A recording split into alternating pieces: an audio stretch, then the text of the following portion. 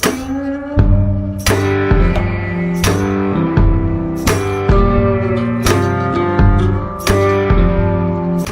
taste of proof.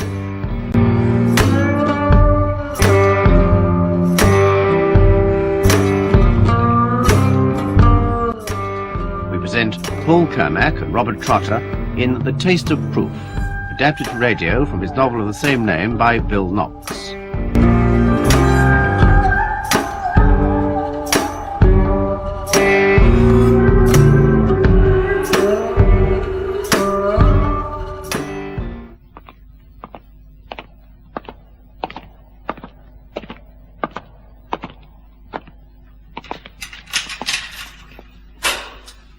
Here he is, Chief Inspector Thane. Frank Humby. Thanks, officer. I'll be outside when you want me, sir. Thank you. Cigarette, Frank. I'll take that from anybody.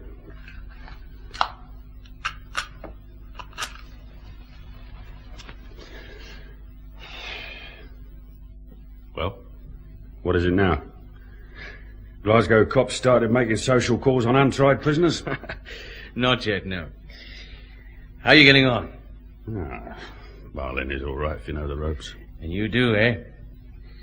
I was beginning to think you'd learned some sense. It's 4 years since the last time. Now, steady, I haven't admitted doing anything. This time, that's a formality. And with a record like yours, robbing your employers was just damn stupid. You're pretty sure of yourself. Look, even if you are the CID boss at Millside Division... Stop fooling about. You know the charge. Early this morning, along with a person or persons unknown, having broken into premises occupied by the Glen Ault Whisky Liqueur Company at Wood Street, Millside, forced open a lock-fast safe and stolen £3,000... Belonging to the said company. Look, I was in court, remember? So what? The evidence. A beat cop saw a car with 2 men aboard leaving Wood Street at 1 a.m. Now, cars are scarce around Wood Street at that time, so he noted the number. Then went looking for trouble. Clever of him. The Glen Ault office had been raided. The back of the safe jemmied open. Oh, you know, these firms with old safes, they should know better. No fingerprints around, Frank. Everything wiped, except one thing. The cap of a whiskey bottle we found in the wastebasket. A whiskey bottle that had been in the manager's cupboard. The bottle cap had one fingerprint. Yours. I don't mind listening, Chief Inspector. Then we found the car, a stolen car, abandoned. Again, wiped clean of prints. But the Glen Ault cash box was in it, forced open and empty. There was a penknife halfway down the back of the seat. A penknife with a broken blade. A break that matched the mark on the cash box lock. Not my knife. No. The initials DD were on the handle. DD? You have been busy. DD, Douglas DL. A young clerk in the main office, who wasn't home at all last night and didn't show up for work this morning. Is that a fact? Oh, Humby, let's save time. It was meant to look like an outside job, but it wasn't. Now, you drive a van for the Glen Ault Company. A truck. There is a difference. Yesterday evening, you were almost 2 hours late on your last delivery run. So late that the night watchman was the only one around to let you into the warehouse parking lot beside the office. The truck's feed pump seized. It took time to fix. That feed pump hasn't been touched in weeks. Humby, you had somebody hidden aboard that van. Somebody who had a key to the door that leads into the office block. Later, well, he opened that window and helped you in from the street.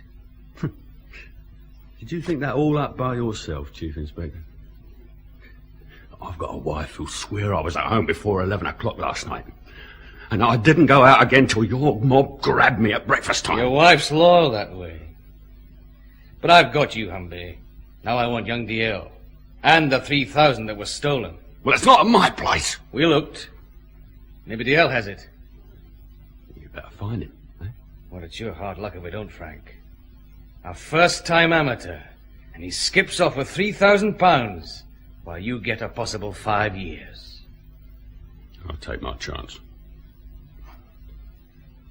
Nothing to say, Chief Inspector. Nothing at all.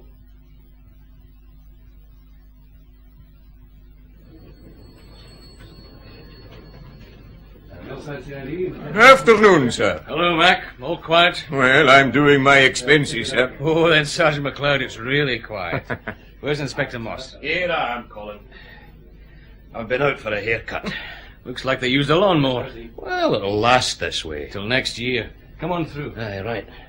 Well, thanks very much, then. Goodbye. Sarge. All right, Beach. What is it this time? Shut the door, Phil, will you? Okay. Well, how'd you get on at Berlin? So Frank Humby. No dice. He won't talk. His wife's different. You were lucky you missed her. You? Uh-huh. Sit down. Tell me about it. Aye. Well, you know Jean Humby. Red-headed and with a temper to match. But she's fond of Humby. Women can be funny that way. That's why I'm a bachelor. Aye, the kind of bachelor who picks up free meals at my place. And I've a wife and 2 kids to support. Don't you start. Anyway, Jean Humby has changed her idea about times. Has she? That's unusual. She said Frank was home by 11:30 last night, remember? Uh-huh. Now she says it was 12:30. And the Glen Ault raid was about 1 a.m. What's her story now? Oh, that she laid it on a bit thick the first time, to protect Humby. She thought the break-in had been around midnight. Right. What else does she say? That Frank told her he had met a pal called Douglas DL and they had a few drinks. Did he now? Well, that's more than he told me. Then what? Well, she gives Humby hell if he comes home tight. So he'd walked round for a spell to sober up, or so he said. Oh, Phil, I don't care what anybody says. We've got Humby over a barrel. That fingerprint. You tell her. You mean she's coming back? Tomorrow, she says, with proof. Proof? Proof of what? How the hell should I know? She just went storming out. I can imagine. Ah, Something wrong? it's just my guts again. That damned ulcer. Well, why the hell don't you let some surgeon carve it out? I wouldn't be seen dead in an operating theatre. What do you want then, a plumber? No, here. These'll do it. Pills. Hey, that's a new kind. Aye, aluminium glycinate. A chemist told me about them. Well, down the hatch. Cheers. So, Humby told his wife he'd been drinking with Douglas DL. Sounds like a stage 1 alibi. A pretty stupid one. DL will turn up. What have we got on him? Nothing much. Age 26. Works with the Glen Ault outfit as a clerk. Single. Rents a room with a family over in Shannon Street. He comes from up north, doesn't he? Aberdeen. His parents still live there. I've teleprinted the Aberdeen force to keep an eye open for them. We could use a photograph of DL. We've got one. He dated one of the Glen Ault typists a few times. She let us have a snapshot we can enlarge. And that's about all we can do for now. Jean Humby. I'm not looking forward to her tomorrow. Well, it's your turn. And you're welcome. Colin? Colin. Oh, blast that radio. Oh. Were you saying something, Mary? Are you reading that book or just sleeping in that chair? A bit of both, I suppose. Would you like some coffee? What time is it? Past 11. If you want to sleep, you've a bed. All right. Coffee, then bed. I'm ready for both. Oh, damn. I'll get it. No, don't bother. It'll be for me. Another quiet night at home, shot to hell. Thane? Colin, Phil Moss. Oh, Phil, what's it this time? Jean Humby's dead. Dead? It's murder. I'm at her house now. It's that block of multi-storey flats at Gradient Terrace. I'll be right over, Phil. Damn. I suppose I can forget the coffee. Coffee? Oh, I'll be lucky if I see breakfast. I've got a feeling about this one, Mary. Just a feeling. In here, Colin. Right, Phil. Hello, Doc. Colin, give me a minute. I'm nearly through. Well, there she is. So is he. That's how she was found. Lying in front of that damned great stereo record player. Same clothes she was wearing this afternoon. Doc Williams reckons she's been dead maybe a couple of hours. That's a rough estimate. I'm a police surgeon, not a genius. Well, somebody really turned this place over. Drawers ripped out, things upended. The rest of the place is the same. No prizes for guessing what someone was looking for. 3,000 quid. But did he find it? Well, it seems that way. Superintendent Lawrence better tell you about that one. Scientific Bureau style. He's in the kitchen. All right. But I thought we searched this place. We did. Colin, I'm ready now. All right, Doc. Cause of death. Oh, this one's worth a paper in any forensic journal. Glad for you, Doc. Really we are. No, I mean it. All we've got at first glance is a bluish tinge around the lips, though the fingertips and toes have the same signs. But, look closer, Colin. Her face. See anything there? Well, a small scratch to one side of her nose. One or two marks round the chin, plus a large bruise on the back of her head. It's a birking, eh? I've only read about them till now. Doc, I'm just a simple ignorant cop. Oh, agreed. Birking. Burke and Hare. The old-time body snatchers, I remember. That's how they operated when they gave up digging in graveyards and went after fresher business. One held the victim down, sitting on his chest. The partner squeezed his left hand over the mouth and nostrils and used the right to keep the chin jammed up. 3 minutes or so, and they'd a corpse. But the refinement here is she was couched first. If she was unconscious, that would make it a one-man job. Thanks, Doc. Who found her, Phil? An uncle named Joe O'Brien. He's waiting in the next flat. We've already checked the neighbours. They don't know anything. Do they ever? Anywhere? Right. Phil, she told you she'd come back with proof. I know. I've been thinking about that, believe me. It'll keep ears down, Lawrence. Hello, Colin. Didn't hear you arrive. Oh, I'm just catching up. What's the scientific bureau side, Dan? Well, not a hell of a lot, but a few things. Starting with this stereo. That's not strictly my territory. But see the way the back's been unscrewed? Yes? Take a look. See that wee space to the right of the amplifier? All right. Over here, you said? Mm-hmm. Oh, yes. One blue canvas money bag empty, and that book of bank withdrawal slips. Stamped Glen Ault Limited. Phil, who was supposed to search this place? Sergeant McLeod. Well, I'll talk to him later. You want to see the rest of it? Please. I'll come through to the kitchen. Colin, I'll pack in now, but I'll be in touch about the autopsy report. Thanks, Doc. See you. In here. Don't worry about fingerprints. This character wore gloves. A tray. 2 cups and saucers, sugar and milk. And electric kettle ready to be switched on. Her uncle says she knew he was coming. So she'd opened the door, eh? And maybe found Douglas DL, eh?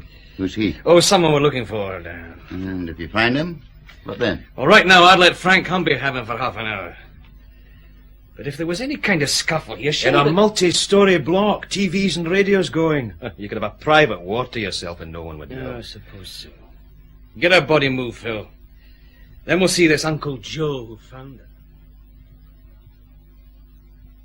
her. She was a good girl, Mr. Thane. A rare wee girl. Could I have a taste more of that whisky? I mean, Jean wouldn't grudge me it if she was here. Phil, here you are, Joe. Water? God, no.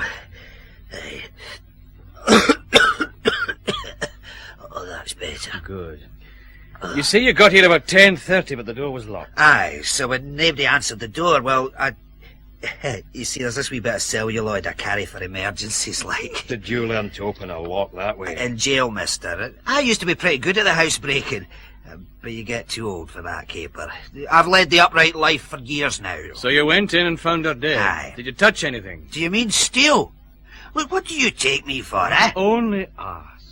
What did you do? I telephoned the police, of course. Then I waited a hell of a time till they got here. 3 minutes. Control had a patrol car practically round the corner. O'Brien, why did you come here tonight? Well, Jean wanted me to help prove Frank was innocent, that you had the wrong man for that robbery job.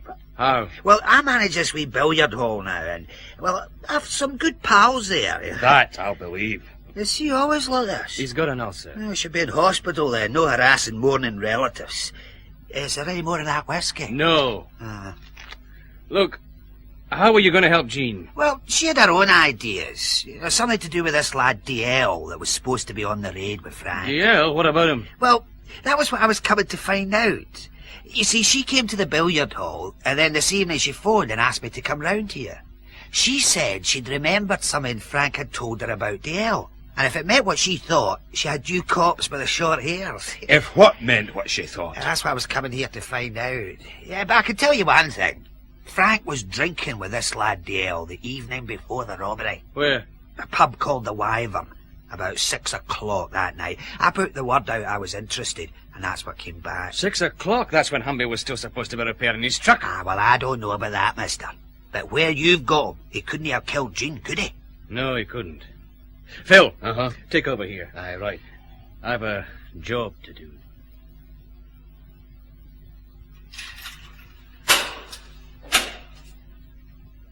Here we are, Chief Inspector. Will you want me? No. Right. We'll keep an eye on him afterwards. Frank, wake up. Yeah, what the hell? Oh, no. Look, can't I even get some kip in peace? Sit up, Frank. Well, what is it this time? It's about your wife, Frank. Jean? What about her? She ill or something? I'm sorry, Frank. She's dead. Dead? Jean? Dead? Murdered, Frank. Then the house was searched. Well, look, can I get out of here? To see her, I mean. We'll fix it. I'll also have you taken out to the flat. We've got to know if anything else is missing. What? The money's gone. Frank, Dale was your partner on the Glen Ault job, wasn't he? Yeah. Did he know you had the money hidden at home? Yeah. Look, let it wait, eh? Please? All right. I'm sorry, Frank. I'm really sorry. Morning, Colin. Hello, Phil. How much sleep did you get last night? No more than you. I heard Frank Humby took it badly. Badly, but... Oh, I don't know. Headquarters wants an explanation about why we didn't find the money on that first search. Well... That's my problem. Chief Superintendent Ilford will want someone's head. Well, not before I find out what happened. This is my division. What else have we got, Phil? Well, that story about Humby and Dale being in the pub together checks out. We got hold of a couple of the pub regulars, thanks to Joe O'Brien. Humby and Dale were talking in a corner for a spell, and Humby had his Glen Ault truck outside. Right. Phil, I'm dumping a load of work on you. As usual. Well... Search young Dale's lodgings again, just in case.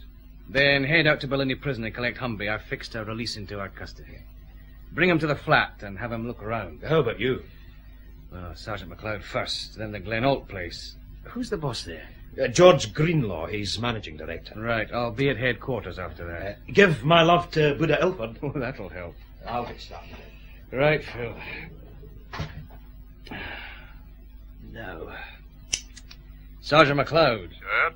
In here, please. Pronto. Yes, sir. This I could do without. You wanted me, sir? Yes, Mac. Close the door. Sir. Mac, who was with you when you searched Humby's place yesterday? D.C. Edwards, sir. 2 of you. Yet neither of you checked inside the stereo set. No, sir. I'm sorry. Mrs. Humby was being difficult. Things were, well, awkward. You were in charge, Sergeant. Chief Superintendent Ilford is going to want to know what went wrong. I know, sir. If we'd found that money, she wouldn't have been killed. Maybe. All right, Mac, let's have it. You said she was difficult. How difficult? She took a swipe at me with a milk bottle, sir. Or that's how she started. But, well, we just picked up her husband. So you let her away with it? Sir, am I still on full duty? You are, and I have a job for you. Call it penance if you want. Jean Humby was contacting people, trying to find out what her husband had been doing. Now, we know she was at her uncle's billiard hall. After that, it's a shoe leather job. Friends, anyone you can think of. Yes, sir. Sir. Well? Frank Humby's daughter is on her way over from Belfast by plane. Do you want her met at the airport? His daughter? Never mentioned a daughter. Joe O'Brien phoned in. He thought we should know. More like he wanted to save himself the price of a taxi. All right, fix it. How old is she? Oh, early 20s, sir. Right. If you need me urgently, I'll be at the Glen Ault offices. It's about time we had a closer look at that end. Good morning, sir. Can I help you? I'm Chief Inspector Thane, Millside Division. Is Mr. Greenlaw in? Oh, yes. He said the police might be round. We read about Mrs. Humby in the papers. Just a moment. Thanks. Yes, Robert? Chief Inspector Thane to see you, Mr. Greenlaw. Right. Bring him through, will you? Yes, Mr. Greenlaw. If you'll come this way, Chief Inspector. Fine. Chief Inspector, do you mind if I ask a question? Go on. It's about Douglas. Douglas DL. Yes. Have you found him yet? No. Are you the girl who gave us the photograph? That's right. I'm Barbara MacPhail. We're friends. Close friends? I like him. He's just not the type, Chief Inspector. For what? Mrs. Humby's dead. People here are, putting two and two together. But you don't believe it. I know him, Chief Inspector. Well, this is Mr. Greenlaw's office. Chief Inspector. Thanks, Barbara, that's all. Yes, sir. It's good of you to see me, Mr. Greenlaw. Murder apart, I can think of 3,000 good reasons, Chief Inspector. Sit down. Thanks. We have met before, about a year ago, just for a moment or two. You gave a talk on office security to the local business club. I remember the talk. Well, how can I help? Can you identify these? Oh, well, yes, that's one of our bank bags. Empty now. And these withdrawal slips are ours. Where'd you get them? In Frank Humby's flat. I see. Did young DL kill Mrs. Humby? Well, let's say he's on the list of starters. What can you tell me about DL? He's been here about 4 months. An invoice clerk on the export side. Sometimes he helped out the cashier, Mr. Odell. Do you do much export business? Do we? Chief Inspector. Ever tried Glen Ault whisky liqueur? A couple of times. It's pricey. Not by American standards. We can't ship enough of it. Of course, we're one of the small names in the whisky liqueur trade, but we're growing all right. You're not distillers? No. Look, we're compounders. We buy in straight, ordinary whisky in bulk. Then we add our own syrups, things like citronella and aniseed, mint, juniper. There's a long list. Each compounder has his own recipe. Which he keeps secret. You guard it everywhere you know. But your liqueur whisky recipe wasn't in the safe. You've got the term wrong, Chief Inspector. Liqueur whisky is a trade name for very old, mature whisky. Nothing added. It could be 20 years old. You don't want it too much older. I once tasted a bottle of 100-year-old. It was like paint thinner. Whisky liqueur, that's our business. Yeah, I'll remember that. Let's get back to DL.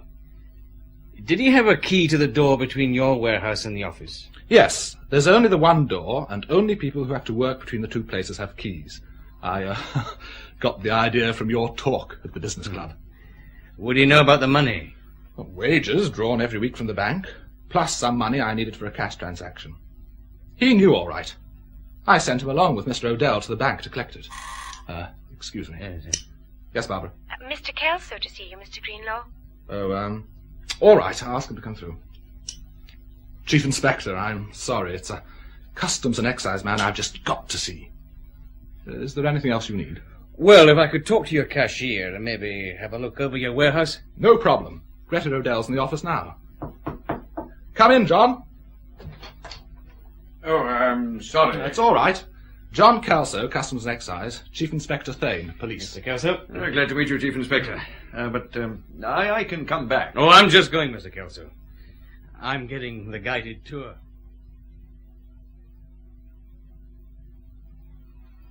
That's the compounding vats, right, Miss Riddell? Right.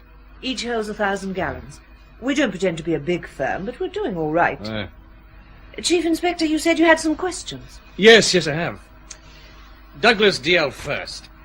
When he went with you to the bank, did he seem nervous or excited in any way? No, but he wasn't the talkative type. Now, how long did you know there would be more money than usual to collect? Several days. And And before you ask, yes, I did make a joke about it to him. It was damn stupid looking back. Looking back's always easy.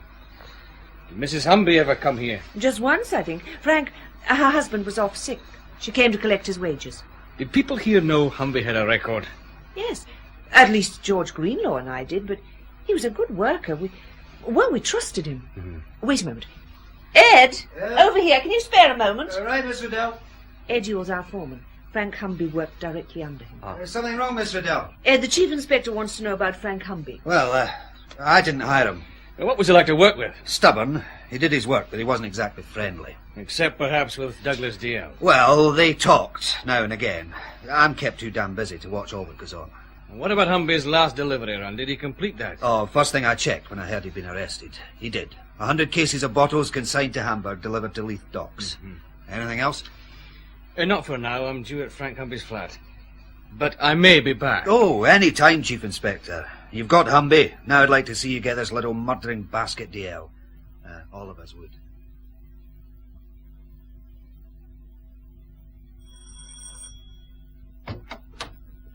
Oh, it's just you, Colin. I thought it might be someone important. Like the milkman. Is Humby still here? DC Beach is going around the flat with him. Well, anything fresh with you? Nothing spectacular, Phil. I looked in at headquarters on my way here. And? Oh, I was lucky. Buddha Ilford had been called to see the chief constable. That'll be another time. Unfortunately.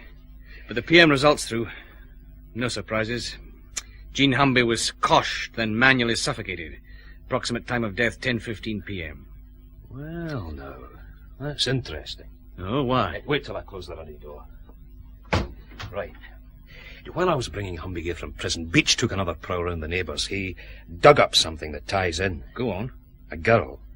17 in the world's shortest miniskirt. Oh, that's Beach, all right. No, I'm serious. This girl and her boyfriend were up on the roof of this block last night. There's a sort of balcony bit, private, for a necking session. There's always somewhere. And? Well, they were in a dark corner and, busy at it. Look. Then they realised they weren't alone. Another couple had come up. Phil, She says a woman with dark hair, a white raincoat and a good figure. The man was, well, she can't remember. But she'd never seen them before. She says they weren't local and they left the balcony just before 10. She doesn't think they noticed there was anyone else on the balcony. Just before 10? Well, it's possible. If they found Jean Humby was out and wanted to wait for her without being seen... Aye, that's what I thought. Okay, Humby. Oh, here's Humby. All right, Humby. Oh, hello, sir. Beach. Hello, Frank. Hi. He says nothing seems to be missing, sir. You sure, Frank? I'm sure. Except the money. Frank, how many people knew about the Glen Ault robbery? My wife didn't, if that's what you mean. Not even where you'd hid the money? No, damn you. Well, who else, Frank? Your wife's dead and, well, you've seen the rest. Who else? Just DL. You haven't got him yet, have you? Can you tell us where to look? No. Do you think I'd stand here and keep my mouth shut now? I don't know, Frank. Oh, your daughter's on her way to Glasgow. Joe O'Brien contacted her. Agnes? Look, I don't want to see her. But she's your daughter. She's not to get involved. She's just a kid. If you want to do me any kind of favour, keep her out of this. We'll try, if that's what you want. It is. All right, Beach. Take him back to Berlin. And get a receipt. One prisoner returned. If we don't stick to the routine, then headquarters start moaning. All right, sir. Okay, come on, Humby.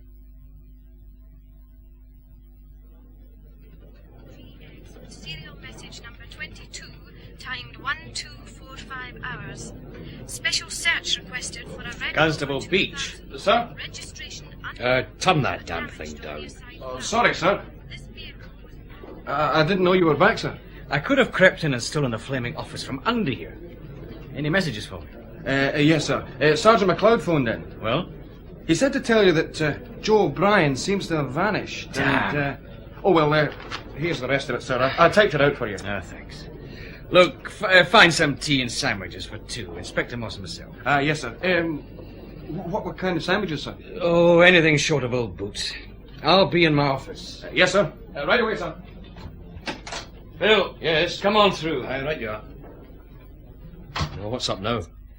Uncle Joe O'Brien. McLeod says he's scarpered. O'Brien? Somebody phoned that billiard saloon he runs and he just took off. What else does Mac say? Wait a minute, I haven't read this through. Well, most of it's Jean Humby. He's still raking round. So far he's found a taxi driver who drove her out from the city last night. Home? No, she paid him off a couple of streets shorter Gradient Terrace, about 9:30. And she was killed in the flat less than an hour later. After phoning O'Brien and telling him to come round. Now it looks as though a man and a woman were waiting for her. Why didn't she take the taxi all the way home? Well, that's what Mac's trying to find out now. Phil, we're going to have to find Joe O'Brien. Aye, but how? Oh, I'll get it. Thane? Chief Inspector, it's George Greenlaw here, Glen Ault. Yes, Mr. Greenlaw. Is something wrong? No, but I've just seen our night watchman. He tells me Mrs. Humby turned up at our warehouse about 9 last night. Oh, we didn't know that. What did she want? Barbara MacPhail's home address. The watchman refused, of course. Barbara MacPhail. Does she know about this? Not yet. Keep it that way. If you say so, though, well, I can't see her really being involved, can you? Anything's possible, I suppose. Mr. Greenlaw, while we're talking, tell me, how much pilfering goes on at your plant? Petty stuff. A few bottles now and again, I suppose. Dale and Humby weren't robbing us by installments, if that's what you're wondering. Well, thanks for calling. Anytime, Chief Inspector. Bye. What was that about?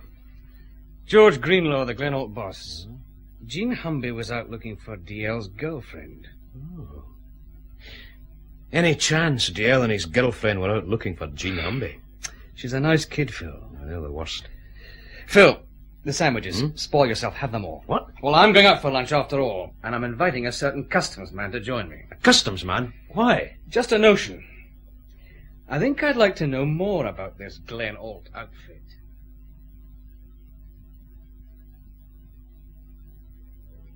A nice place you picked, Chief Inspector. I've never eaten here before. Oh, believe me, I only use it when I want a favor from someone. Here, salt. Thanks. A favor from me? Well, let's say from Customs and Excise. For our mutual benefit. Mm-hmm. Mr. Kelso, you're a Customs and Excise surveyor, which means, in some ways, you've more powers than a plain, ordinary cop. Oh, it's nice of you to say so. For instance, you can demand or force entry into a house or building and search it without having to worry about a warrant. In the course of duty, yes, but without adequate reason, no. Well, I wouldn't ask you without giving you adequate reason. I see. Pass the butter, will you? Oh, yeah, here.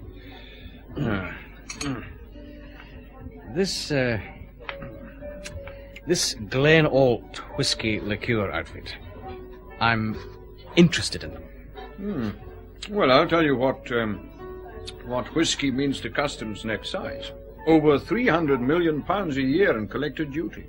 Buy a bottle in Britain and at least 3/4 of what you pay is tax. I know, it's a crime. It's one of the biggest single sources of internal revenue in this country. So, you take distilleries. There's a customs man at every one. Living on the premises, he holds all the keys, and he has to know what happens to every drop of whisky produced. You're thorough. So, what about Glen Ault? Safe-breaking? Murder? Not my territory, sorry. Glen Ault's an old firm. It had to be sold for death duties a couple of years back, and that's when Greenlaw's company took over. Before that, Greenlaw managed a distillery. He's done quite well. How close an eye do you keep on the firm? Well, not particularly close.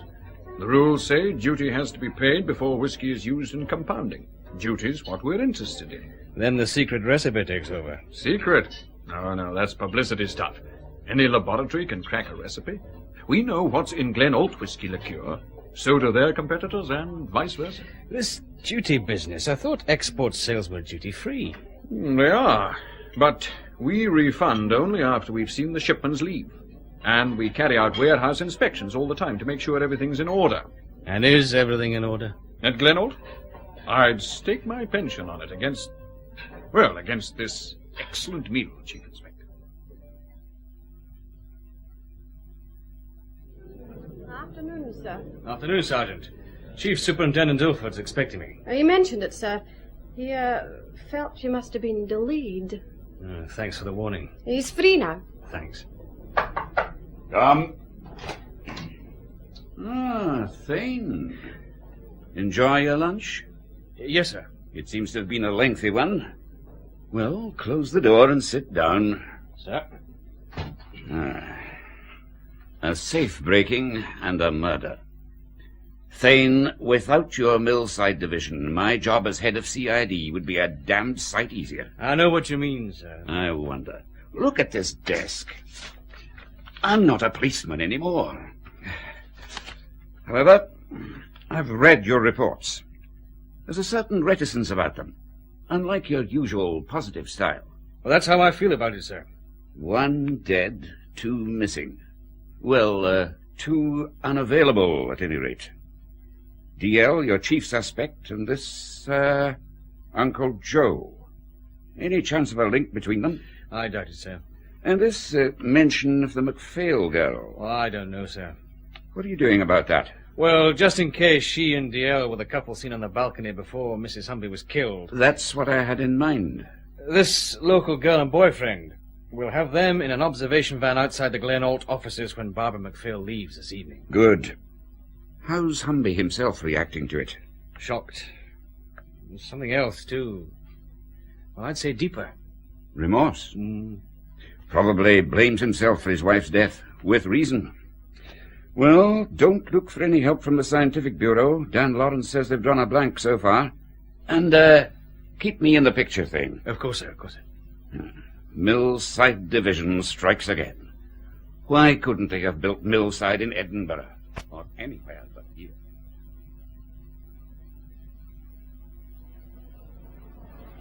Well, here you are again, the Glen Ault offices. Want me to come with you, Colin? No, just give me that again. Registered as Scottish companies. Glen Ault is listed with a nominal share capital of £20,000. Only 3 director shareholders, George Greenlaw, Greta Adele, and a chartered accountant called Jimison Roth. Aye, most of them have one, sir. What's that, Ericsson? An accountant, sir. Oh. I forgot we'd a driver who's moving into the legal profession. The accountant usually is a front man for some bank or outside interests. He just does what they tell him. You're a little mine of information, aren't you? Any time I can help the Inspector. Look, Phil, organise the observation van routine. On Barbara MacPhail? On the lot of them here. And stay with it. Then call me back at Millside. Right. Observation. Ah, well, it's time I had a rest. Oh, back again, Chief Inspector. Oh, Mr. Greenlaw's out, I'm afraid. That's all right, Barbara. I wanted a word with you. Oh? What about? Did you ever meet Mrs. Humby? Oh, yes. Oh, just once, though. She came to the office to collect Frank Humby's wages. He was off sick. How well did you know Frank Humby? Oh, he was just one of the drivers. I spoke to him now and again. I see. Barbara, do you mind telling me your movements after work for the last couple of nights? Oh, Barbara, I'd ask him why first. Hello, Miss Riddell. I thought I heard someone out here. Barbara? Yes, Miss Riddell? There are some questions you don't answer without a lawyer in your handbag. Thanks, but I don't mind. Well? Well, I share a flat with a girlfriend, and we were there together all Wednesday evening. That's our wash and iron night. And last night? I was out. Alone. I was looking for Douglas. Douglas dear? Where? Oh, places we'd been, just in case he'd show up. But he didn't. What time did you get home? After 11. I can't be sure. But my flatmate was in when I got back. Well, thanks, Barbara. We'll want to check, but that's all for now. Better go while you've got the chance, girl. There are some invoices waiting to be filed on my desk. I'll do that. Goodbye, Chief Inspector. Goodbye, Barbara. You practically scared her to death. But not you. I've been around a little longer than she has. And now you're a company director, Miss Riddell. So you've been checking on me, too? On everyone, but the office cat. It's routine. Famous last words. Anything else you want while you're here? I'd like to see your foreman again. Ed Yule? Oh, sorry. He's out on a delivery run. He won't be back till late. Well, there's no hurry. How long has he been with you? Since we started. He worked with George when George managed a distillery. He joined us when we set up. And you, Miss Riddell? Simple. George is an old friend. We got together and decided to buy this business, then floated the extra money we needed from a finance house. Anything else? No, nothing. A pity. I'd have liked to hear something about you for a change, Chief Inspector. You interest me. You really do.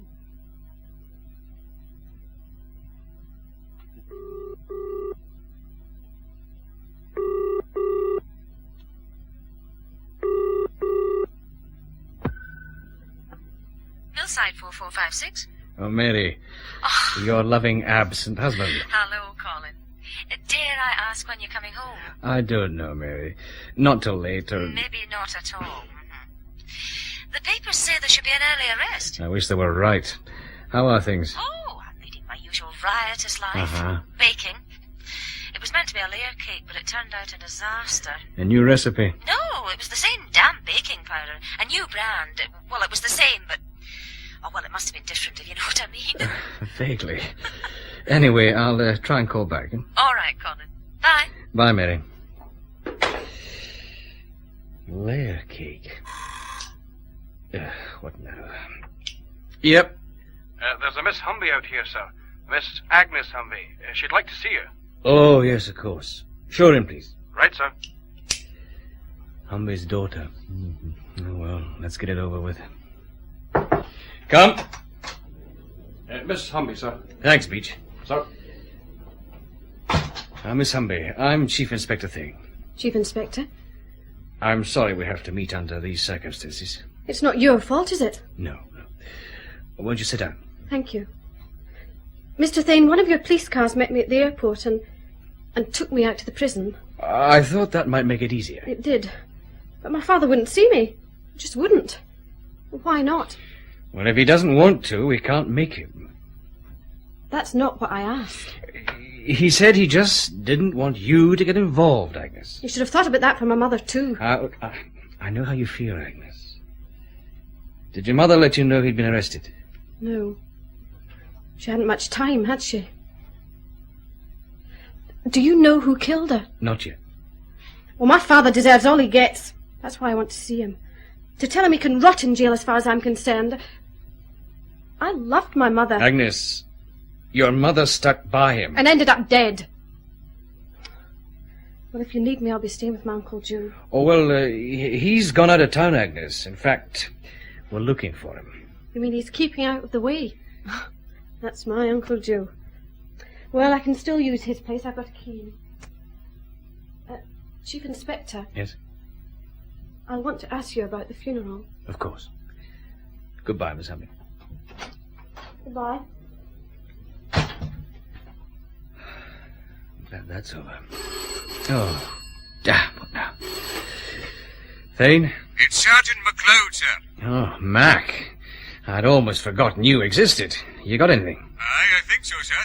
You know how I've been trying to find out what Mrs. Humby was doing that night? Yes, go on. Well, I think the answer might be an old rascal called Peaky Rafferty. He sells papers just about where Mrs. Humby left that taxi. And what about him? Well, he just hasn't shown up at his stance today, sir. I thought... You thought right. Where does he live? Cannon Street, sir. Number 142. Get straight round there, Mac. Now, I'll get a car and come straight up. Right, sir. Right. 142 Cannon Street. 142 Cannon Street, sir. Thanks, Erickson. Keep an ear on that radio. Right, sir. What? Hello, son. What are you doing here? Playing. Playing at what? Just playing. There's a Mr. Rafferty stay here. You mean Peaky Rafferty? Aye. One up left, mister. Thanks. Mister! What? You from the bus? Yes. Suppose I am. Why? Who else comes to see Peaky? What? I wouldn't know. One up left. Here we are.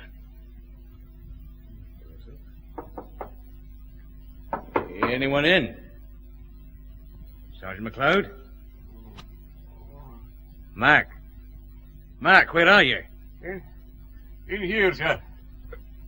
Mac, what the hell happened? Sir, Look, I'll give you a hand up. No, just give me a minute, sir. Of course. Take it easy. Oh, my head. I walked in here and somebody thumped me. Hey, mister! What's wrong, Will? What are you doing in here? I came to see. Is he no well? It's something like that. Look, son, run downstairs. Tell the man in the police car to get up here. Who says? He'll know. Now move. All right, mister. Now, Mac, tell it again. You got here. What about the door? Well, it was closed, but it wasn't locked. Anyway, the lock, it's the kind you could open with a strip of celluloid and a deep breath. And I know someone who could do just that. Then? Oh, that's about it, sir. I came in and thump. How long ago? Oh, I don't know, sir. Maybe 5 minutes, maybe more. You worried me, sir? Hey, Sarge. He's all right. Give me a hand up with him. Right, sir. Come on, Sarge. Is he all right now, mister? Yes. Are you back again? I might be a fuss when I grow up, but a real one, in uniform. Wait a minute, son. When you were playing down there, did you see anyone leave here? Come down the stairs, I mean. No, I was playing down the street, mister. That big boy's chasing me. I wonder where Rafferty is now. I know. Eh? Where? My ma says he's in the Central Police pokey. He got arrested for being drunk last night. She says Peaky drinks too much. Thanks, sir. Here. Take this and buy yourself some sweets, eh? Here, thanks, mister. Cheer, mister! £2 or 20 days. That's what I got, Mr. Thane. Just for a wee bit of singing and shouting. The police report says you were stoned. Me? A wee bit, maybe. But, what brings a CID big shot visiting me in a cell, eh? Do you know Frank Humby? Aye, sure. Did you see Mrs. Humby last night? Aye, twice. She'll have told you. She's dead, Peaky. She was murdered last night. God save us. Oh, she was a decent woman, that one. Nobody told me. You don't get the newspapers in here, you know. Not that often, anyway. Peaky, I'm in a hurry. When did you see her? She come up to my house about 6 last night. Murdered. And the second time? Well, I was at my paper's pitch in Stanford Avenue. She passed me in a taxi, and then the taxi stopped, and she walked back to talk to me again. Said she wanted to make sure she had everything right. Everything about what? About me seeing Frank the night before he was lifted for the robbery job, Mr. Thane. And when was that? A wee bit after midnight. He walked up and bought a paper from an early edition with Doug results. Did he say where he'd been? No, and I didn't ask. Not Frank, but... Well? Well, I heard a car draw up just before he appeared. Then it drove past, a wee black car with a woman driving it. If Frank had been out with some woman his wife didn't know about, that was none of my business. But you told Mrs. Humby? Well, she gave me a couple of quid. She said it was important, might get him out the jail. Can you describe the woman in the car? Not very well. She had dark hair, kind of long, I think it was. All right, Peaky. And the last question. Why did Jean Humby come to see you? Well, she remembered Frank coming in with the newspaper and telling her he'd got it from me. I see. Mr. Thane, any chance you pay my fine? It's only a couple of quid. Peaky, you're safer where you are. Believe me. Well, I suppose the meals are regular.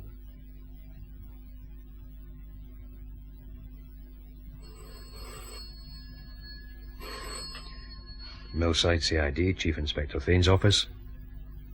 No, this is Inspector Moss. Look, call back, will you? We're busy right now. Anything? Oh, nothing that matters, Colin. Headquarters wanting some statistics. Statistics. Are we cops or computers? Well, they can wait for them. All right, Dan. What's so important you came out here? The Scientific Bureau tramps again. A wee bit late, maybe, but... Better late than never, we know. Yeah, you're also to stay quiet, Joe. Now listen, both of you. Remember how the back was off that stereo at Humby's flat? Well, we found the empty bank bag. Right. Well, look at these. These are the screws that were removed from it. Fair enough. Right. So? That's a rented stereo. The rental firms don't like customers poking around inside the guts of their equipment. So a good few of them always put a wee dab of red paint on each screw head at the back, like a seal. If the paint's disturbed, they know someone's been at it. I don't follow you, Dad. You will. These screws have only one set of markings. Even under an ordinary jeweller's glass, there's no mistake. It was a small bladed screwdriver badly worn on one shoulder. Find me that screwdriver, it's as good as a fingerprint. I see. Do you? Can you tell me how the devil the money got inside the set in the first place, when the back was only taken off once? Once? Once. Well, Colin, you don't look too surprised. I don't think I am, Dan. See, it ties in. Another fake. A fake? Humby framed himself for robbery, and we fell for it. He framed himself? To cover up something bigger. And the only thing that went wrong was that Jean Humby got in the way after he was arrested. Well, I've done my wee bit. Time I got back. Thanks, Dan. Thanks a lot. Any time. Miracles performed twice daily. Aye, that'll be right. Colin, what the hell's going on? Well, I'm beginning to get an idea. It's Just a beginning, Phil. Well, I can tell you this much. These two youngsters I had in the observation van didn't identify anyone, and Barbara MacPhail walked straight past us. But there's been a dark-haired woman turning up all through this, Phil. Greta Rodell's a blonde. Whoever she is, that woman remembered seeing Peaky Rafferty. If he hadn't got drunk and been arrested... We could have another body in our hands, eh? Ah, well, we nearly did. Mac took a real clout. Yes. Sir, Agnes Humby's back. She's got Joe O'Brien with her, sir. O'Brien? Send them right in. Right, sir. Uncle Joe. First he vanishes, then he pops back up. Where the hell has he been? Come in. In here, please, Miss Humby. You too, O'Brien. Thanks, Beach. That's up. Well, now, this is a surprise. For me too, Chief Inspector. I brought him, Mr. Thane. He's got something to tell you, haven't you, Uncle Joe? Now look, lass, I Uncle don't... Joe. Sit down, both of you. Phil? Sure. Cheers. Here you are. Thanks. O'Brien, do you know there are police looking for you over half the country? I never thought He never that it'd does. be... But he turned up about half an hour ago, and when I found out where he's been... I should have kept my mouth shut. That would have made you an even bigger fool. My mother was your sister, wasn't she? Yes, but... Where were you, O'Brien? And I want it straight. Well, Aberfoyle. It's out in the country.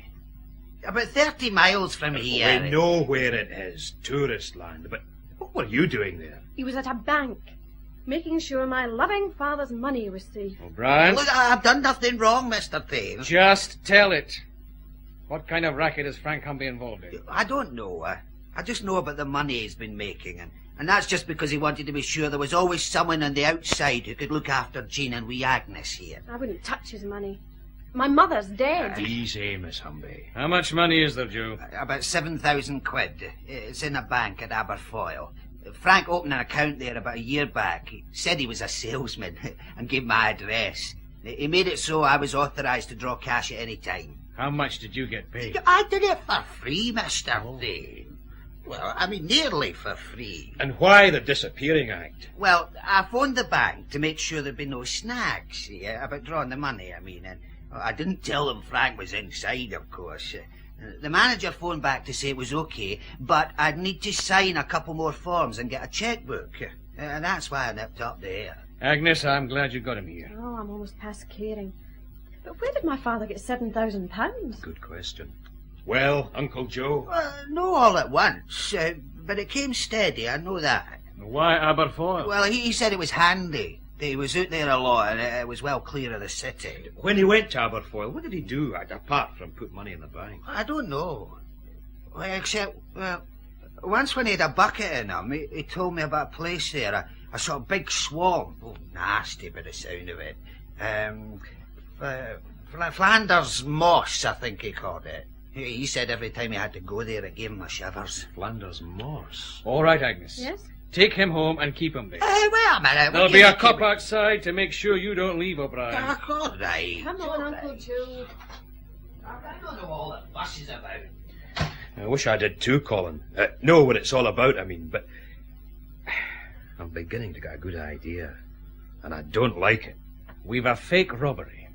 A man in jail waiting trial for that robbery who has a cast-iron alibi but won't use it. His wife finds out... And tells someone, so she gets killed. But Humby... There's only one reason I can think of strong enough to keep him quiet. Murder. Another murder. Douglas DL. Well, that's how I see it, Phil. Humby daren't talk because that robbery charge is his alibi for something else. And this Flanders Moss place... named after you. Phil, get the car out front of me. Right. I'll phone the county police. We'll need some kind of a guide. Then I've 2 other calls to make to headquarters and to Customs and Excise. We're going to need help on this. Help all round.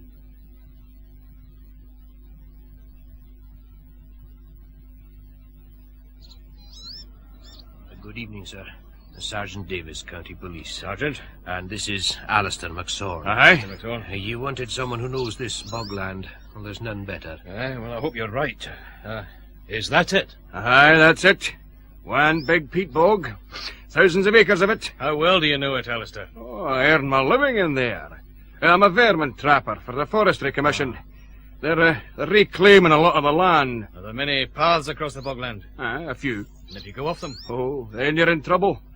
I've seen a deer sucked under before now. You've been told what we're after. Aye. And I think I maybe know where to look. You see, I tend to my traps at night, Chief Inspector. Now, there was a car out along the Kelpie path a couple of nights back. Only a damned fool or somebody who knows his place would drive there. You'll take us? Aye. We walk for here. There's a shortcut way. Wait till we get these welly boots on. Aye, and both of you, you stay close, you understand? We'll be breathing down your neck, believe me.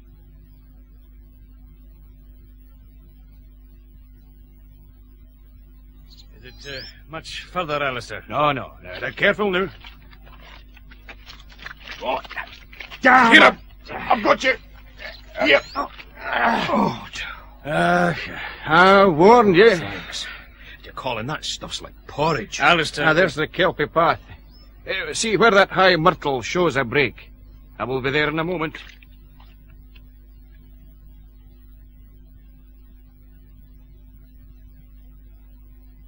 Chief Inspector. Yes? Look. Tire marks. Here on the soft shoulder. No, stay where you are. The tire marks stop here. Well, if there's any searching to be done off the path, I'll do it. Oh, he's right, sir. It may look the same, but it's different just a yard or so off this path. Different and dangerous. Sergeant. Aye, Alistair. Let's have these probing rods you're carrying. Here we are. Well, this could take a wee while, I'll warn you.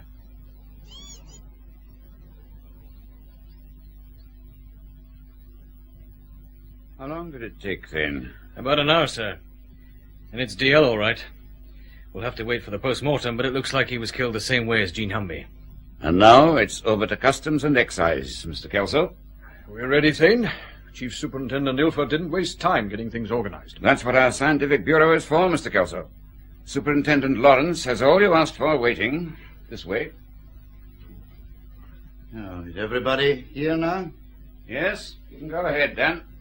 Mr. Kelso, you'd better do the explaining. In a moment. Just let me check.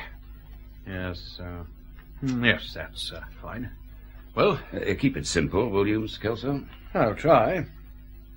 Gentlemen, what we have here is a gas chromatography unit.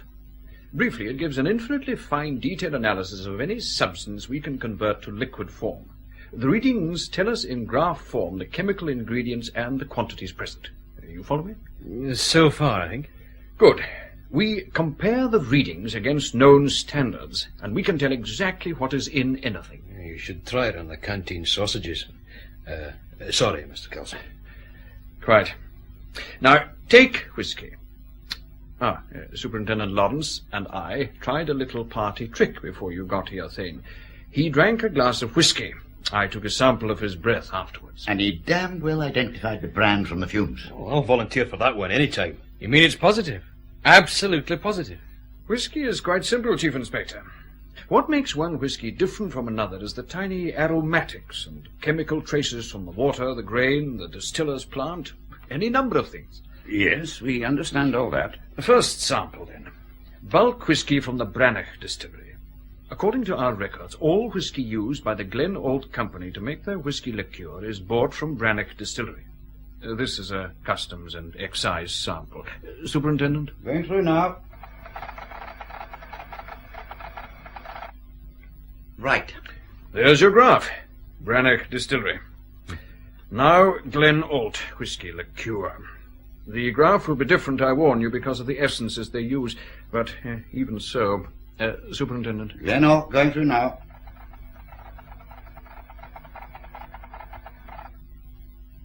And there's your second graph.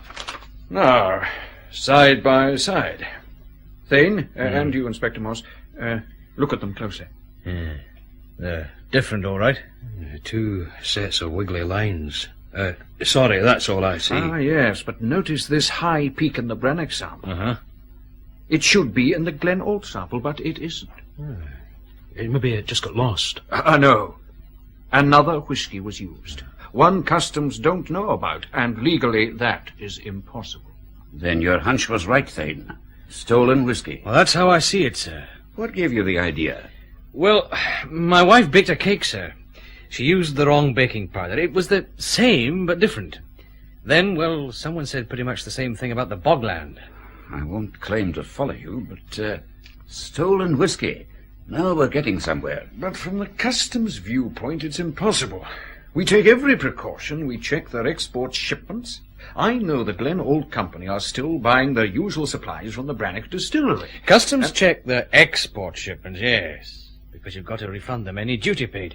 But what's to stop them operating a legitimate export trade with legitimate stock, but boosting their home market sales with stolen liquor? Is it possible, Mr. Kelso? Well, with some clever bookkeeping, yes, I suppose so. Robbery, fraud, and tax evasion. But would it be worth murder? 2 murders. Mr. Kelso, suppose I stole a lorry load of whiskey. How much money would be involved? Well, let me see. Say 30 casks, each 100 gallons. And I'd have to work it out. Say a duty-paid value of around £40,000. For just one lorry load. Satisfied, Phil? How many big whiskey thefts have there been recently? Quite a number. I'm having a full list prepared. But we've looked for one. The one you suggested, Thane. Mm-hmm. 3 years ago, a lorry load of whiskey was hijacked and never found. The driver wasn't suspected at the time. His name was Edward Yule. And the distillery, sir? The one George Greenlaw was managing. And Yule is now foreman with Greenlaw at Glen Ault. So that's how they got their stake to set up in business, eh? Chief Superintendent, I think there's something I'd better tell you. Yes? Well, I was expecting a visitor this afternoon. A man telephoned a few days ago. He wouldn't give his name, but he said he could give me information about an evasion of excise duty on whiskey. He wanted to know if there would be a reward, and he wanted a guarantee we wouldn't reveal where the information came from. Can you do that? Yes, on both counts. He said he needed another day or two, and then he'd bring the proof. And that was to be this afternoon. Well, he didn't show up. It could have been a hoax, I suppose, but... It could have been Douglas D.L. Is that what you're trying to say? Well, it was a young man's voice. Well, now we can guess why he was killed, eh? Thane, I want you to have another try at Frank Humby in the morning. I don't see us getting much there, sir. Agreed, but do it anyway. Then, this dark-haired woman we've heard about. You rule out Barbara MacPhail? Absolutely, sir. And the Riddell woman is a blonde? Probably out of a bottle. Hey, what about a wig? Why not? Does she own a car? I think so. We've some other checking to do. That bank at Aberfoyle, for instance. There's a way I can help, too. I could find out quite easily about stocks of bottles, materials like essences, how much they've bought in. Then compare it with how much legitimate production the Glen Ault plant should have had. You can help more than that, Mr. Kelso. How? Well, first, like the rest of us, you'll say nothing about Dale's body being found. Well, of course. Anything else I can do? Yes. But it means you're going to be staying up late. Thane, I still don't know I like this. It's simple. The Glen Ault warehouse is round the corner. Customs and Excise have the power to force entry and search any building without a warrant. We haven't. I know, Mr. Kelso, don't you want to find if they've a damn great pile of stolen whiskey in there? Of course. Then let's get on with it. Erickson, switch off. Sir. Kelso, did you bring that sampling kit? Yes, I've everything here. Erickson, you know your part. Walk round to the main gate, chat up the watchman. I'm just a wandering uniform cop who'd like a cup of tea somewhere and doesn't care if there's a war going on down the road. Just act natural. You'll do. But keep him occupied. We'll give you a couple of minutes, then we'll go in through the office door. How? These, Mr. Kelso. Skeleton keys. We fell heir to them after an arrest last month. Right, Phil, we're in. Now lock it again. Aye. Kelso. Yes. Wait till I get this torch going. That's unlocked, Colin. Right, Kelso, lead the way. Now the door from here into the compounding plant. Along this corridor. What the hell are we all whispering for? This is legal, isn't it? Look, just move, Phil. Come on. And keep those keys handy. Here we are. It's locked. Oh, here we go again. Open sesame. And there are your casks, Kelso. Let me check them. Yes. Yes, these are the Brannock distillery casks. Legitimate enough. Depends what's in them, doesn't it? Oh, you mean they could have refilled them? Well, it would make sense. Well, I'm not suggesting the whole staff here are on the crook. Well, I'll draw samples. Then can you check those vats for me? I want to know how much liqueur is ready for bottling. Yes, but I don't... Phil and I want to take a look around. All right. Just remember to come back, will you? What are we looking for? Another store, Phil. And it should be somewhere near.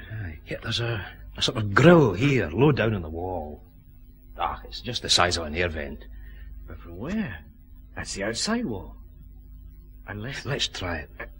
There's another door along here. All right, but go quietly. Erickson better be keeping that watchman busy.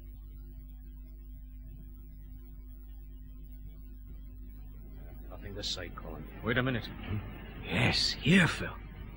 What is it?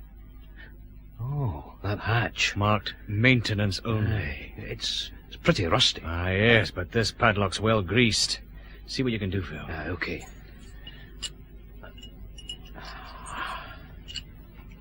This one, I think. Yes. Lift it now. Torch, Phil. Keep it shaded. Torch. Well, this is it, all right. 8 casks. Hold this hatch lid, Phil. Right. I'll take a look at them. Don't get stuck down there. Any names on them? Hold on. Yes. This one's Special Cruachan. And the others, well, I think they're the same. Look, I'm coming back up. Yeah? Oh, right. What's that you got? Mud, Phil. They're covered in dried mud. Like they've been in a bog, you mean? Like they've been in a bog. There's some rubber tube and a hand pump down there, Phil. They can tap these casks from here and refill the legitimate casks through that grill. A little bit of weekend work while the staff are away, eh? Neat. Now what? Get Kelso over here. He can draw more of his samples. And then we'll get the hell out of it.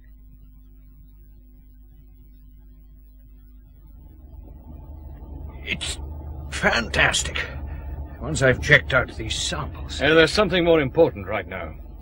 You checked those vats, or whatever they're called, Yes. and you saw the casks. Now, this is Friday night. Have they enough whiskey in stock for normal production on Monday? Well, not really. Both vats are practically empty, and most of the casks are the same. They'll need a delivery from... From somewhere. Legitimate or on the crook. Or both, eh? Does the Glen Ault plant operate on Saturdays? No, but the office is usually open. Good. I think I'll make a little call on them. You have to see Frank Humby too, remember? Afterwards, Phil. He'll keep where he is. All right, Erickson. Sir? We're all going home for some sleep. Tomorrow could be a busy day.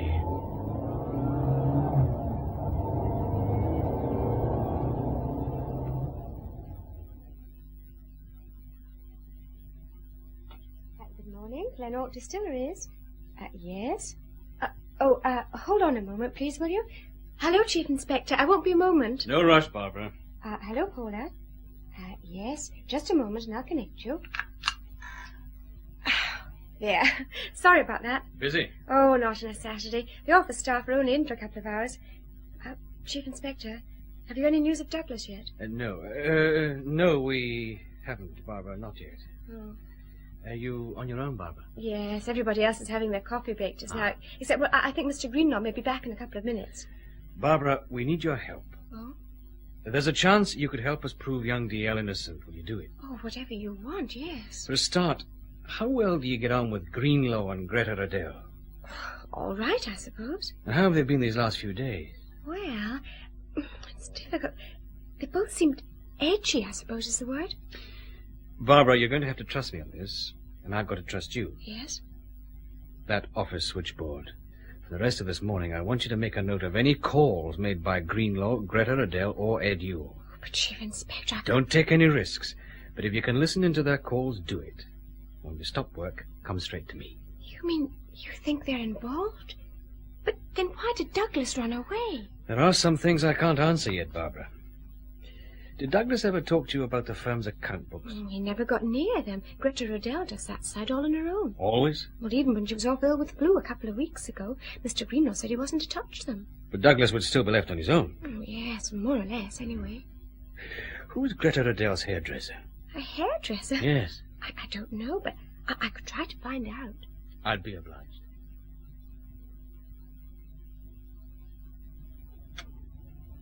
Oh, Phil, what are you doing here? Get in and I'll tell you. Oh, like that. Well? You were going out to the prison to see Frank Humby next. That's right. Don't bother. They found him dead in his cell this morning. He hanged himself. Yes. Hanged himself, Thane. Well, there's no doubt why. No, I suppose there isn't, sir. But that's not the only reason I came over to Millside Division. The whole situation is in a, well, delicate stage. I want to be sure of what's happening. Here's the post-mortem report on Douglas Dale, Colin. Exactly the same as for the Humby woman. Yes, here's the summary. Death due to asphyxia, small surface bruising, minute underskin hemorrhage around the mouth and nostrils. And a blow in the back of the head first. Another burking. I just hope we can trust this MacPhail girl. She still doesn't know. That was my decision, sir. I'm glad it wasn't mine. Now, the bank at Aberfoyle. Aye, the county police took care of that, sir. Joe O'Brien's right. Humby's account with him has a cash balance of £7,000, plus a parcel Humby handed in late on Thursday afternoon. Well? Another 3,000 in banknotes, sir. The money from the Glen Ault safe? We'll assume it was his fee for his part in taking care of DL. Paid in advance. What sort of watch are you keeping on these people, Thane? They're all under surveillance, sir. But if Kelso's calculations are right, they'll need to bring in fresh whisky stocks this weekend. And that's when we clinch it, eh? Excuse me, sir. Yep. Mr. Kelso from Customs and Excise, sir. All right, Mac. Ask him to come in. Sir. Talk of the devil. Lawrenson. Sir? The deal's a war with the excise man. Kelso would want to check his tax returns first. Morning, Mr. Kelso. Come in. Morning. Good morning, Chief Superintendent. Morning, Mr. Kelso. Thanks for your help last night. Well, less said about that. But it worked out. Yes, that's not why I came, Thane. I contacted the trade outlets I mentioned, bottle suppliers and essence suppliers. I thought you'd be interested in the results. We are. Balance them against the duty-paid whisky stocks they're supposed to hold, and it looks as though Glen Ault has been producing at least one extra bottle of liqueur for every 3 we've known about. And that's being suitably conservative, of course. Of course. In cash terms? Well, calculating the whisky at its duty-paid value and subtracting the probable cost of essence and manufacturing... Quite. How much profit? £220,000 a year. Well, what happens now? We wait, Mr. Kelso, till I hear from someone who's helping us. And this time, I think I'd better be here on my own. Well, I did what you wanted, Mr. Thane, though I felt a bit like Mata Hari, spying. What did you find out? Well, about half an hour after you left, Mr. Greenlaw had a private meeting in his office with Miss Riddell. Then he made a telephone call. Here's the number. It was one of those truck rental firms. He talked to them about a lorry that has to be ready for this evening. Good. This matters, Barbara. It matters a lot. He made another call after that to Ed Yule. The warehouse people don't work on Saturdays. Can you remember exactly what he said? Oh, that's easy enough. He just said, Ed, we'll go ahead with the run as usual. He wanted to be at some place he called the Drove Track before dark. The Drove Track? Just a minute, Barbara. Sir? Mac, tell Inspector Moss it's on for tonight. Some place called the Drove Track at dusk. He'll know what to do. Right, sir. Oh, and I found out about Greta Riddell's hairdresser, Mr. Thane. His name is Bellini. It's a shop in the High Street. One of the other girls knew. You've done well, Barbara. But what's it all about? I mean, how does all this help Douglas? Barbara, I think you've earned the right to be told. Told what? The truth, Barbara. The truth? Chief Inspector, something wrong. We know where Douglas is, Barbara. We, found him last night. Found? He's dead, Barbara. Dead? Murdered. Like Jean Humby. Oh, no. Barbara, I said you could help him. I meant it. But this was the only way. You couldn't have done what you did this morning if you'd known the truth. Do you think Mr. Greenlaw and the others? Yes. Barbara, the best way people can help Douglas now is to put his killers where they belong, in a dock before a jury. I think I'd better go home, Mr. Thane. I liked him a lot. Of course. There's a car waiting for you. A policewoman will go back with you, just in case you need her. For anything, Barbara. Anything at all. You organize everything, don't you, Mr. Thane? Absolutely everything.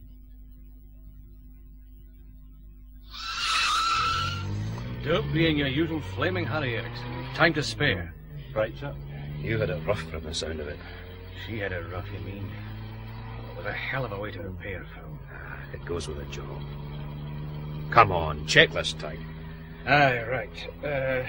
The county police are waiting for us. I know this drove track place. It's right in the heart of that damned bogland. We know Greenlaw and Yule have collected that rental truck. Early. Oh, killing time, Phil. They won't want to be out there before dusk. Which leaves Greta Riddell. McLeod and Beach will collect her on schedule. And their car. They know what to do. Collecting a woman. Oh, we've got to go back into that damn bogland again. Oh, here, I nearly forgot. What? Kelso, your customs pal, he'd phoned making noises about some spare whisky samples. Said he couldn't find them. They're in my desk. Left them in the car last night. Well, he says he's enough for the checks, but he thinks the spares are lost. Does he? Well, we've arranged everything like you asked, Chief Inspector. I was relying on that, Sergeant. we reckon to be upsides with most forces, sir. And, of course, Alistair McSorn came along. I'm grateful, Mr. McSorn. I wouldn't like to head into that stuff out there without a guide. Now, you could head in, Chief Inspector. It's the getting out again that might be difficult. Where's Inspector Moss, sir? Back at our car. Oh, the radio, of course. Where's that map of yours, Alistair? Oh, here, I'll spread it out in this boulder. Good. Yeah. Good. Now, sir, here's what's called the Drove Road. It just it comes to an end. There's one or two like it through Flanders Moss where somebody tried to build a new road but had to give up. It's not wide, mostly overgrown, and it's joined by a footpath. Here. I see. So it's somewhere along that road. Track's a better word for it, Chief Inspector. And I wouldn't worry about any other traffic. So once they're in, we've got them bottled. That's how we see it, sir. Aye, they'll stop somewhere along that distance. Is there anywhere they could load a truck without being seen? Aye, the far end. At this time of the year, the reeds and weeds are thick enough to make you think you were in a jungle. And high enough, too. Well, sir? Right, we let them get in, and then we block the track. But we go in to get them on foot. But why not just drive up? I mean, they can't get away, except into the peat, and only a damned fool would try that. On a desperate one. I don't want to risk a manhunt. Will you take us in, Alistair? Oh, aye. It'll be easier than the last time. Most of the way, we'll use the footpath. Colin? Over here, Phil. The truck's on its way, all right. The car trailing them just radioed. They've passed Aberfoyle, heading straight for here. Then we'd better move. Back in there again. Where's my welly boots? It's got its attraction, Inspector Moss. When you know it. I don't want to know it. Right now, I just want home.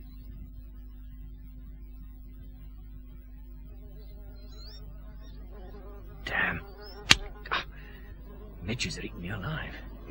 City blood's a sort of treat for them, sir. County comics we can do without, Sergeant. Hey, your clever pal has stopped. Aye, but he's waving us to come on. There's the Drove Road, Chief Inspector. Now stay quiet and listen. Aye, we're near them. Whatever they're doing. Right, we'll get closer. Now as silent as you can. Aye. All of you. If I drown quietly. There. Just ahead. Aye, there's the truck. Tailboard down. Planks like a bridge up to it. Greenlaw on that winch. Hey, where's his pal you? The pulley chain goes into the scrub. Look, we'll get closer. Sergeant, you and McSorn ease round to the left. Aye, sir. Come on, Alistair. All right, Sergeant.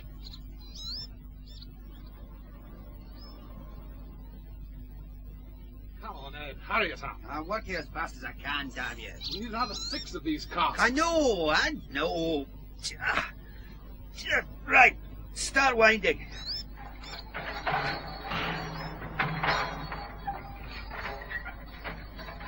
Hey, look at that. That's how they load, Phil. The casks are hidden in the scrub and they Winch them out and up. Neat. Hey, how much do these things hold? Kelso said 100 gallons each. Then they need that winch. No? Now, wait. Here. While they're getting it up to the tailboard. Now, Phil! Nearly there, George.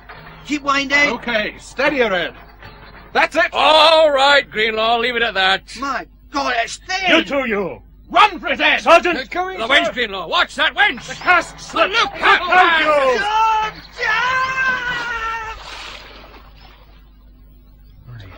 God, it took him with it. The thing's gone. Gone into that damned peat mud.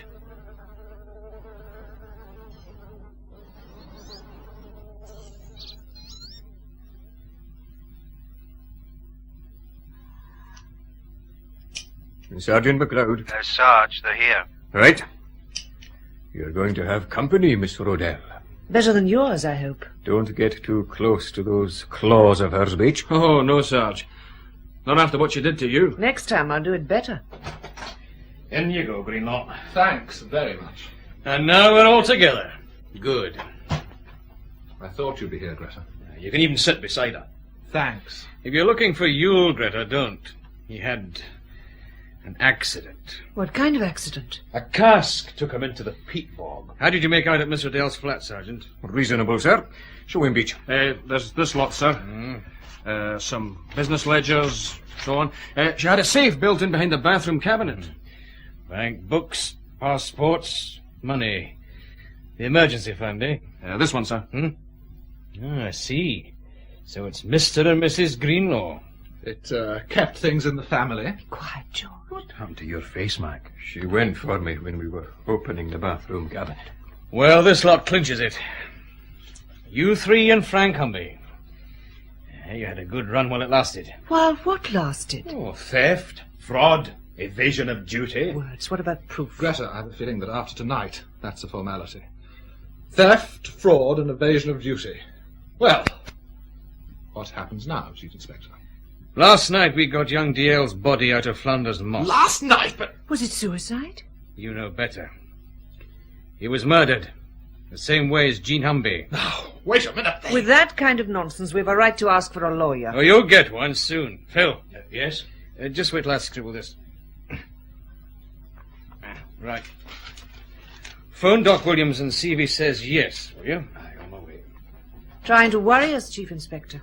Just checking. There were 4 of you in this at the start. Now, well, there's only 2. 2? Frank Humby hanged himself this morning. He couldn't take any more.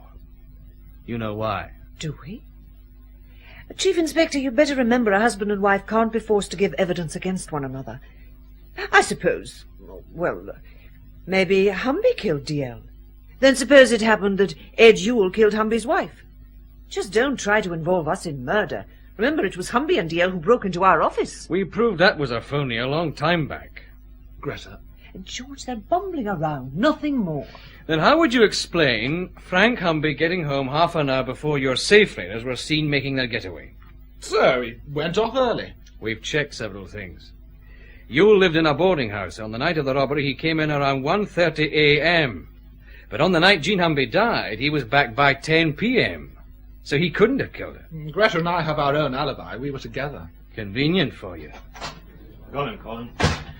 Doc Williams says yes. Thanks, Phil. You got that knife we found in Greenlaw's pocket? Uh-huh. Here it is. An ordinary penknife. One blade, a screwdriver. It's mine, so what? Well, one side of the screwdriver tip is worn. Now, I'm going to tell you what I think happened. Don't mind if I yawn.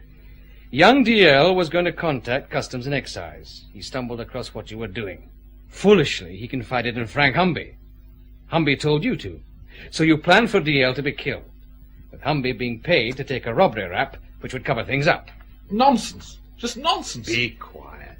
Somebody was hidden in the back of Humby's delivery van when he got back late to the warehouse. But DL was already dead by then. You gave Humby the robbery alibi. And while that was supposed to be going on, he was dumping DL's body out in Flanders Moss. Only your timing went wrong. I'm not answering any of this crazy story. All right. Let's talk about Jean Humby. She wanted to prove the police were wrong. And we were. She came to you for help, didn't she? You heard my wife. We're not answering. We want a lawyer. But Jean had it wrong. She thought Barbara MacPhail had been with her husband. But when Jean Humby got home, 2 people were waiting to kill her. One, a woman with dark hair. I'm blonde, Chief Inspector. And your hairdresser says you bought a dark wig a couple of months back for a party. Then this penknife, Greenlaw. I'll gamble the Scientific Bureau confirmed the screwdriver blade is the one used to take the back off that stereo set in Humby's flat. Now put your hands on the table. On the table, palms down. You too, Greta. Why? Do what you're told. Oh, right. I'll keep them there. I saw Yule's hands once we got him out of that bog, and now I've seen yours. Both DL and Jean Humby had small bruises around their faces, bruises caused by fingers gripping hard as they were killed. I don't really... He said keep them there. Now, almost every one of those little bruises had a tiny, close to microscopic skin hemorrhage at one end. Sharp nails. And not Ed Yule's. His were broken and chewed. And yours are short, Greenlaw. Too short. They could have been cuts instead, of course. No. Fingernails are what's called keratin tissue. They grow at a steady rate.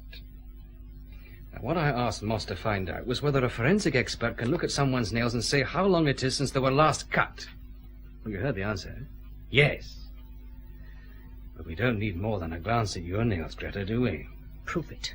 Prove any of it. Oh, we will in court. You used Humby to lure young DL and dump his body. You left Greenlaw and Yule to fake the break-in.